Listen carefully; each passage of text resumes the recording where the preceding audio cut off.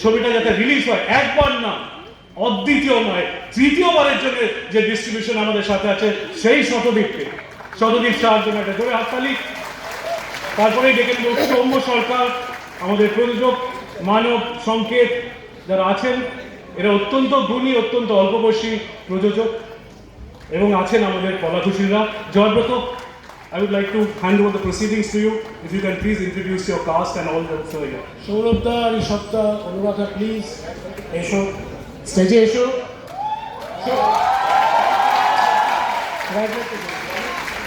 আচ্ছা, ডান দিকের লাইটটা একটু জ্বালিয়ে দেওয়ার ব্যবস্থা করলে ভালো হয়। সুদীপদা, আমাদের কিমলিং এবং সাহেব, তুষার, তোমরা প্লিজ চলে এসো। অসংখ্য ধন্যবাদ সবাইকে। এই দিনটার জন্য আমরা অনেক দিন ধরে স্বপ্ন দেখেছিলাম, ফাইনালি সেই দিনটা এসেছে। এবং এই স্টেজে যারা দাঁড়িয়ে আছেন প্রত্যেকেই নিজের সমস্ত স্বার্থ ভুলে আমাদের সিনেমার পাশে দাঁড়িয়েছিলেন এবং সিনেমাটা যাতে হলে আসে সেটার পেছনে খেটেছিলেন। কিন্তু একজনের নাম আমি পার্সোনালি বলতে চাই, সেটা হচ্ছে যিনি এখন পাশে ছবি তুলছেন, রুদ্রনীল ঘোষ। উনি না থাকলে এই ছবিটা হতো না। প্লিজ একটা জোরে হাততালি রুদ্রদার জন্য। রুদ্রদা প্লিজ কিছু বল।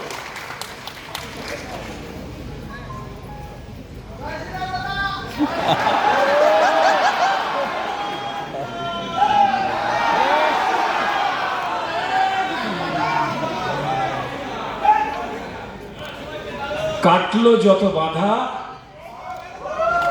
কাটলো যত বাধা, মিটলো গোলক ধাঁধা। আমি প্রথমেই ধন্যবাদ জানাবো, সম্মান জানাবো অগণিত মানুষজন যারা সিনেমা প্রেমী, যারা সংস্কৃতি প্রেমী, যারা 3 বার রিলিজ হওয়া,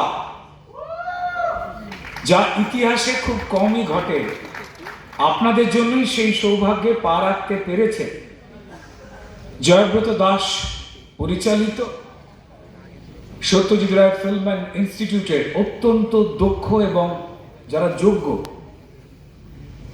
তাদের বন্ধুদের নির্মাণ করা cinema the academy of fine arts. আমি ধন্যবাদ জানাবো যারা না থাকলে এই সিনেমাটা এই হল অব্দি এসে পৌঁছতে পারতো না, কোনো হলেই পৌঁছতে পারতো না। শতদ্বীপ সাহা 2025-এর 14ই নভেম্বর এই সিনেমা রিলিজ হওয়ার কথা ছিল, কিন্তু আপনারা যেমন জানেন যে যারা যোগ্য তাদের আটকে দাও, যারা যোগ্য তাদের অবরোধ করো, যারা যোগ্য তাদের বঞ্চিত করো। এই যে সিলেবাস তৈরি হয়েছিল পশ্চিমবঙ্গে, আপনারা মানে পশ্চিমবঙ্গের মানুষেরাই সেই সিলেবাসটাকে